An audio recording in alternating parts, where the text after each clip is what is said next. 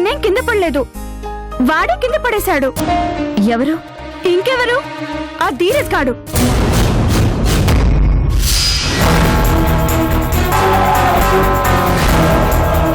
లెక్క వాడి వల్ల పడిపోయావా? కానీ వాడే కావాలని వచ్చి గుద్దా డాడీ. You bloody rascal! ఎంత ధైర్యం నీకు? నా కూతురిని నడిపిస్తావా?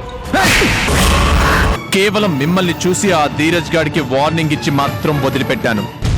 ప్రాణాలతో వదిలిపెట్టేవాడిని కాదు.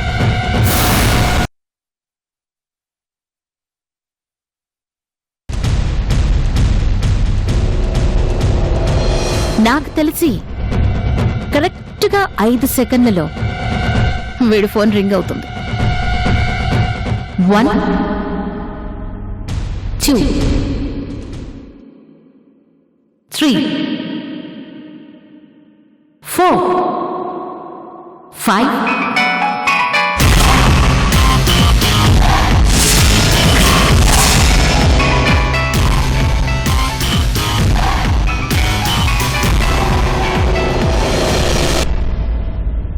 చెప్పండి ఇంజనీర్ గారు.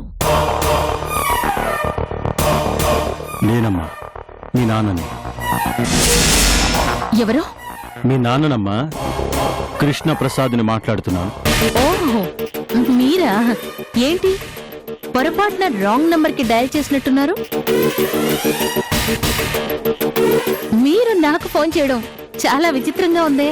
విచిత్రమే ఉంది, నువ్వు నా కూతురువే కదా. కాదు కాదు కాదు,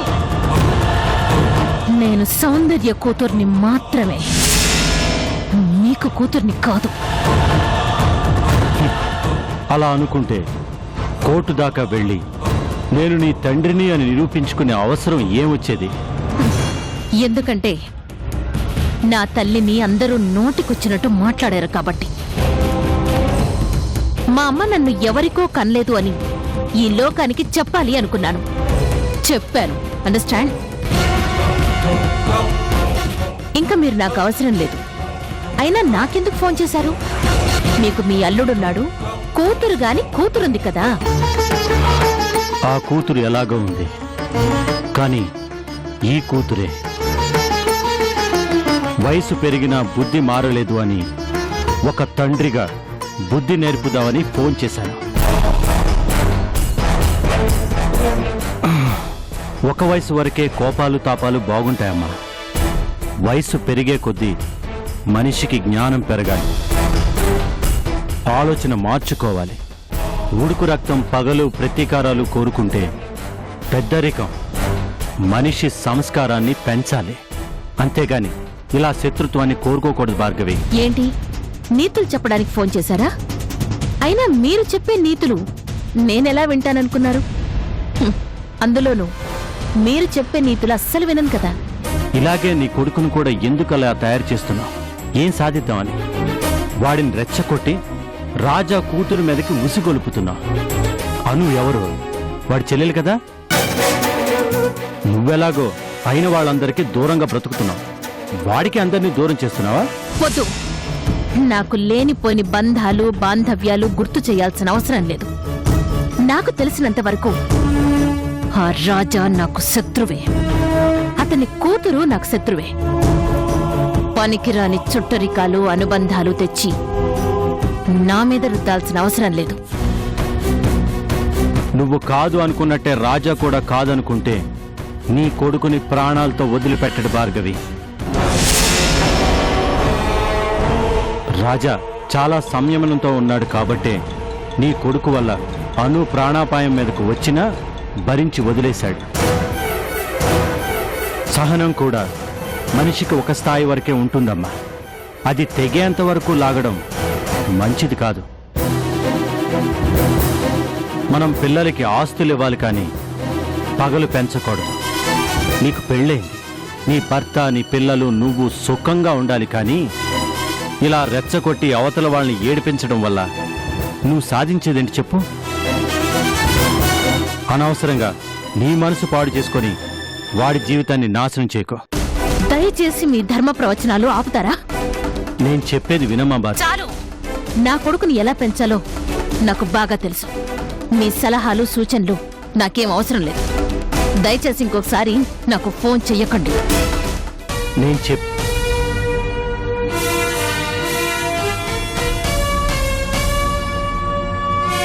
ఈయన గారు చెప్తే గాని నా కొడుకుని ఎలా పెంచాలో నాకు తెలీదు.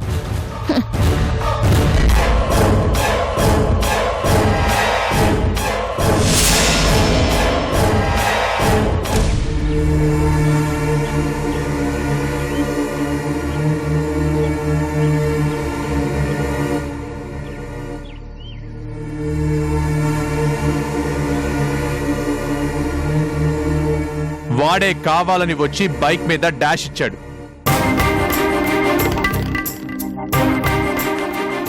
ఆ భార్గవికి ఎంత వయసు మీద పడినా ఏ మాత్రం బుద్ధి రాలేదు.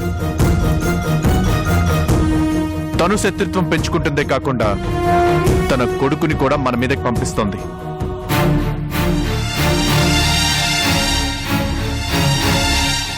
ఈ రోజు వాడు చేసిన పనికి చంపేద్దామన్నంత కోపం వచ్చింది. కేవలం మిమ్మల్ని చూసి ఆ ధీరజ్ గాడికి వార్నింగ్ ఇచ్చి మాత్రం వదిలిపెట్టాను.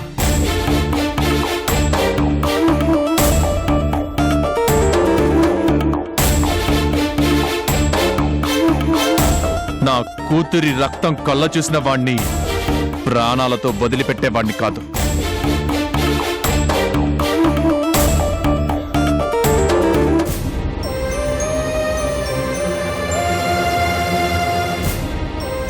డాడీ,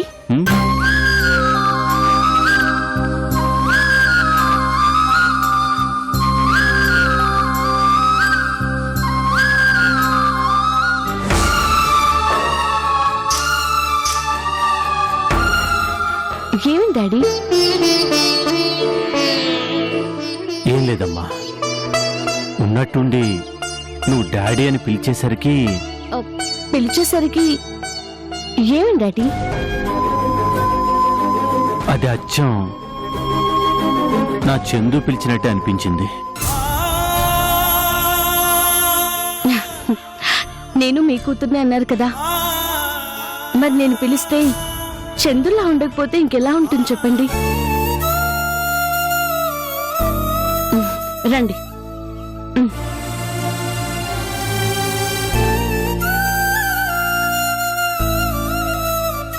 ఏంటి మీరంత డల్ గా ఉన్నారు? ఏదైనా ప్రాబ్లమా? అదేం లేదమ్మా. ఏం లేకపోతే ఎందుకు అలా ఉంటారు? ఏమైందో చెప్పండి. ఏం చెప్పనమ్మా, యుద్ధం వద్దురా అని ధృతరాష్ట్రుడు ఎంత చెప్పినా కొడుకు వినలేదు. కురుక్షేత్రం జరిగిన తర్వాత ఆయనకి కడుపు శోకం తప్ప ఏమీ మిగల్లేదు. ఆ పరిస్థితే నాకు ఎక్కడొస్తుందోనని భయంగా ఉందమ్మా. నిజమమ్మా, నా కూతురు భార్గవి నీకు తెలుసు కదా, తను చేస్తున్న పనుల వల్ల చివరికి నా వాళ్ళందరూ ఏమైపోతారానని నాకు భయంగా ఉందమ్మా.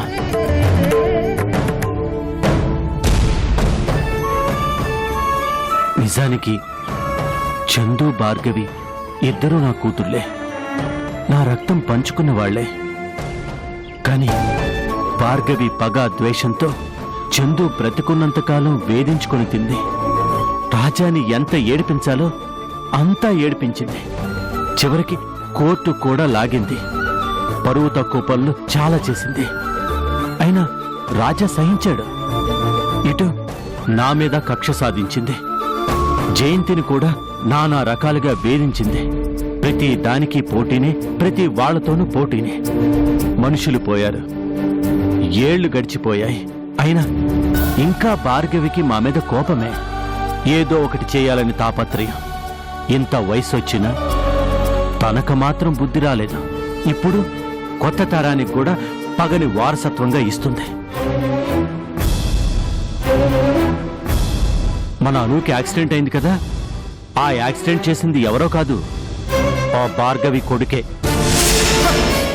అంటే కావాలని చేశాడా? అదే కదమ్మా నా బాధంతా. తన కొడుకుని రెచ్చగొట్టి అనుని ఏడిపించడమే లక్ష్యంగా పెట్టుకుంది.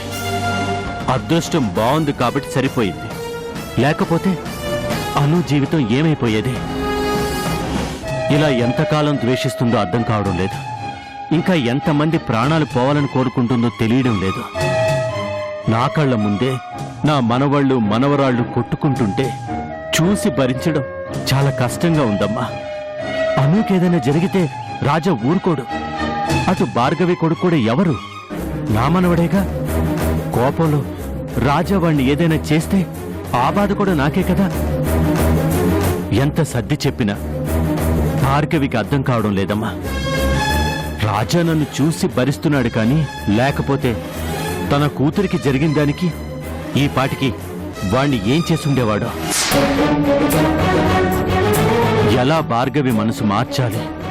అసలు నేను బ్రతికుండగా భార్గవి మారుతుందా అని అనుమానంగా ఉందమ్మా. కొంతమంది మారరు డాడీ. ఎన్ని రోజులైనా వాళ్ళ మనస్తత్వాలు మారవు. అలాంటి వాళ్ళని తెలివిగా తప్పించుకోవడం మనం అలవాటు చేసుకోవాలి కానీ అడ్డుపడి గొడవలు పడి సాధించేది ఉంది చెప్పండి. సహనంతో ఇప్పటి వరకు రాజా అదే చేస్తూ వచ్చాడమ్మా. కాని ఇలా ఎంతకాలం? సహనం నీటి ప్రవాహం లాంటిది. దానికి అడ్డు తగిలే కొద్దీ లోతు పెరుగుతూనే ఉంటుంది. ఏదో ఒక రోజు కట్ట తెగి మొత్తం నాశనం చేస్తుంది. ఆ పరిస్థితి వచ్చేదాకా భార్గవి తెచ్చుకుంటుందేమోనని భయం. రాజా ఎంత మంచి మనిషో, కోపం వస్తే అంత మొండి మనిషి. ఒకరోజు కాదు, ఎన్నో ఏళ్ల నుంచి సహనం పడుతున్నాడు. కాని తన కళ్ళ ముందే తన కూతురికి అంత ప్రమాదం సృష్టిస్తే ఏ తండ్రి మాత్రం భరిస్తాడు? చెప్పాను కదా డాడీ, ఆనకట్ట తెగేంత వరకు ఎదుటి వాళ్ళ బలం అర్థం కాదు. అది అర్థమయ్యే రోజు తప్పకుండా వస్తుంది. అప్పుడే భార్గవి అర్థం చేసుకుంటుంది. మీరు దాని గురించి ఆలోచించకండి.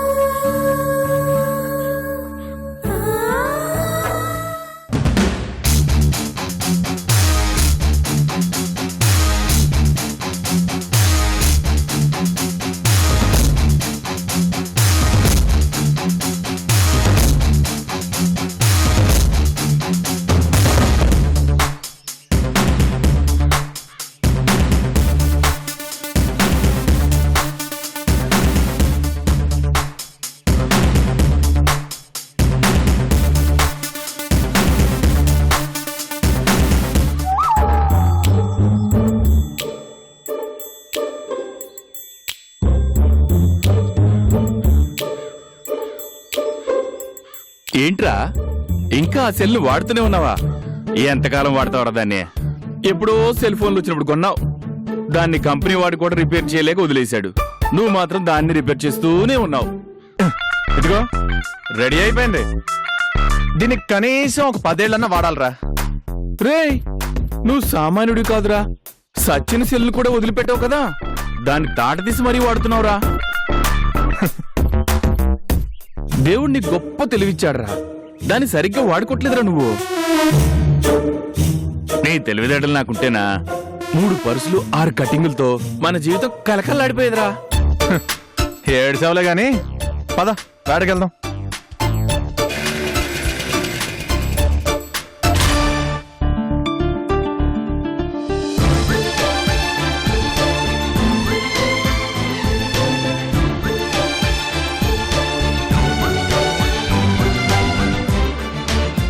అరే నువ్వా? ఏంటి ఇలా వచ్చావు? అవును, దెబ్బలు తగ్గాయా? తగ్గాయి. చిన్న ఎవరి అమ్మాయి?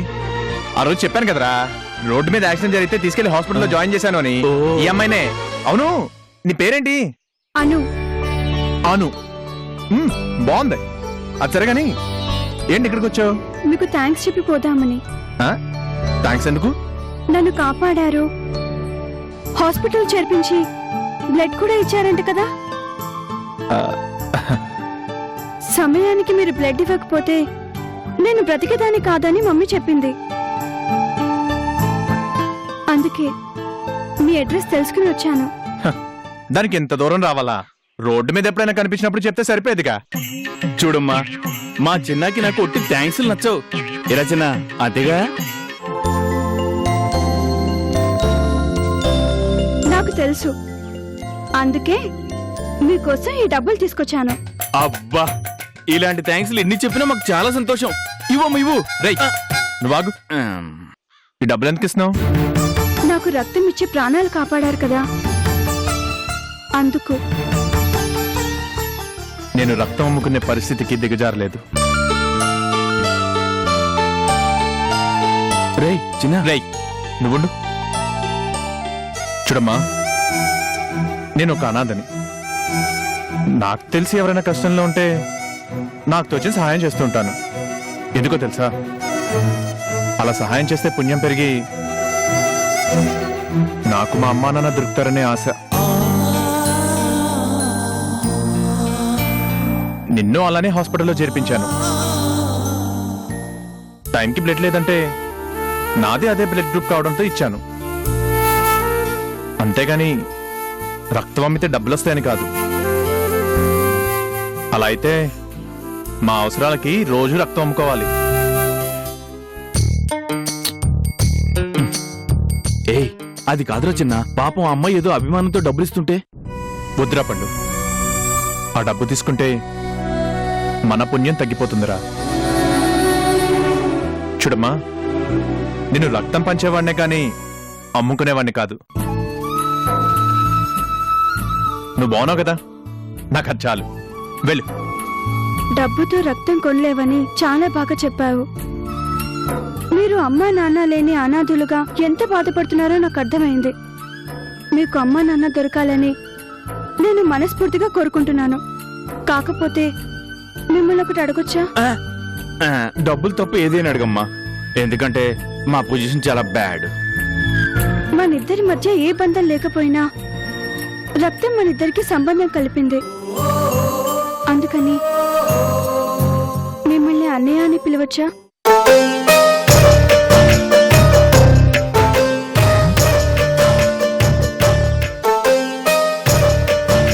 డబ్బులు ఇస్తే మనిద్దరి మధ్య ఏ రిలేషన్ ఉండేది కాదేమో. మీకు రిలేషన్స్ మీద ఎంత ప్రేమ ఉందో నాకు అర్థమైంది. అమ్మ కంటే ముందు ఈ చెల్లెలు మీ లైఫ్ లోకి వచ్చిందనుకోండి, అందుకే అడుగుతున్నాను, మిమ్మల్ని అన్నయ్య అని పిలవచ్చా? ఒట్టి పిలిపేనా? అప్పుడప్పుడు ఈ అన్నయ్యని చూడడానికి వచ్చేటప్పుడు తినడానికి ఏమైనా తీసుకురావాలి. తెస్తావా? రిపర్గా ఒక్కర బాబు, డబ్బు ఎలాగూ తీసుకోవట్లేదు. అప్పుడప్పుడు టిఫిన్స్ అయినా తెస్తుంది. మొన్న తల్లి దొరికింది, ఈరోజు చెల్లి దొరికింది. బిర్యానీకి థమ్సప్ లాగా పక్కన పడి ఉంటుంది. ఒప్పుకోరా? ఇవ్వను.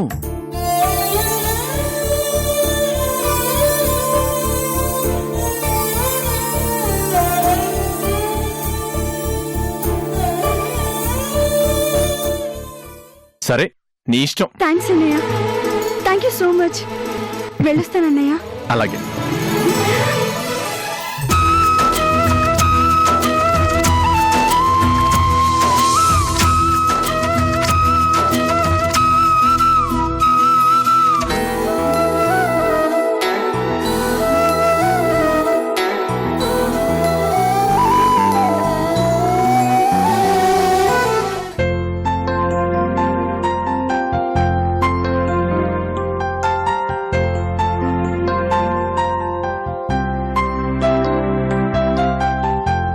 ఏం డాడీ, ఆఫీస్కి బయలుదేరుతున్నారా? అవునమ్మా. ఫైల్స్ అన్ని చూసుకున్నారా? ఆ చూస్తున్నానమ్మా. నేనేది మర్చిపోను కదా, అందుకే 1కి 2 సార్లు లెక్క పెట్టుకొని మరీ వెళ్తాను. మ్మ్. మరి ఈ టాబ్లెట్స్ ఎలా మర్చిపోయారు డాడీ? అవును కదూ, గుర్తులేదమ్మా. నేను చెప్పేది కూడా అదే. ఫైల్స్ మీద ఉండే శ్రద్ధ కాస్త దీని మీద కూడా పెట్టండి. ఇలా మర్చిపోతే ఎలా చెప్పండి? మర్చిపోయినా గుర్తు చేయడానికి నువ్వు ఉన్నావు కదమ్మా. నా చందు కూడా ఇంతేనమ్మా. నీలాగే ఏది మర్చిపోయినా అన్ని దగ్గరుండి గుర్తు చేసేదే.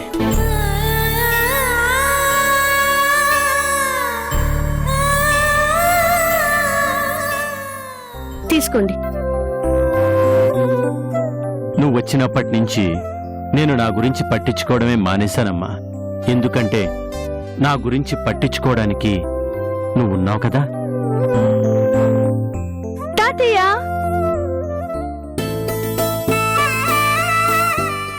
అను రా రా. ఏంటి అప్పుడే దెబ్బలు తగ్గిపోయాయా? మళ్ళీ రోడ్డు మీద షికారుకొచ్చావు? కొన్ని రోజులు కుదురుగా ఇంట్లో కూర్చోవచ్చు కదా. ఓ ఇంపార్టెంట్ పని మీద వచ్చాను తాతయ్య. ఇంపార్టెంట్ పనా? ఏంటది? ఆ రోజు నాకు యాక్సిడెంట్ అయింది కదా, నన్ను హాస్పిటల్ కి తీసుకెళ్లిన మనిషి నాకు రక్తం ఇచ్చాడట. తెలుసా తాతయ్య? ఓ అవునా? అతని అడ్రస్ తెలుసుకుని ఇంటికి వెళ్లి థ్యాంక్స్ చెప్పాను తాతయ్య. చాలా మంచి పని చేశావమ్మా. మనం సాయం చేసిన వాళ్ళని గుర్తు పెట్టుకోకపోయినా పర్వాలేదు, కానీ మనకి సాయం చేసిన వాళ్ళని మాత్రం అస్సలు మర్చిపోకూడదు. నిజంగా కుర్రోడెవరో కానీ దేవుడు అనుకో. వాడు దేవుడు కాదు డాడీ, నీ మనవడు. అమ్మ నాన్నల ప్రేమకు నోచుకొని అభాగ్యుడు అయిన వాళ్ళందరూ ఉండి అనాథగా బతుకుతున్న దురదృష్టవంతుడు. తాతయ్య, అతన్ని కలిసి డబ్బులు ఇవ్వకపోతే రక్తాన్ని పంచాను గాని అమ్ముకోలేదని డబ్బులు తీసుకోలేదు.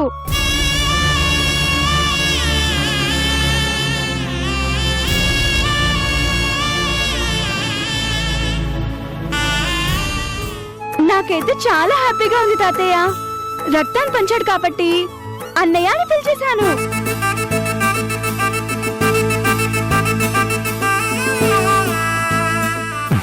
వెరీ గుడ్ అను. నీకు తెలుసో తెలీదో రక్తం పంచుకుని పుట్టేది తోబట్టువులు. ఆ కుర్రోడు నీతో రక్తం పంచుకుని పుట్టకపోయినా నీకు రక్తం పంచి ఇచ్చి నీకు నిజంగానే అన్నయ్య అయిపోయాడు. ఇక నుంచి నువ్వు అతన్ని అన్నయ్య అని పిలు, చెల్లెలుగా అభిమానించు.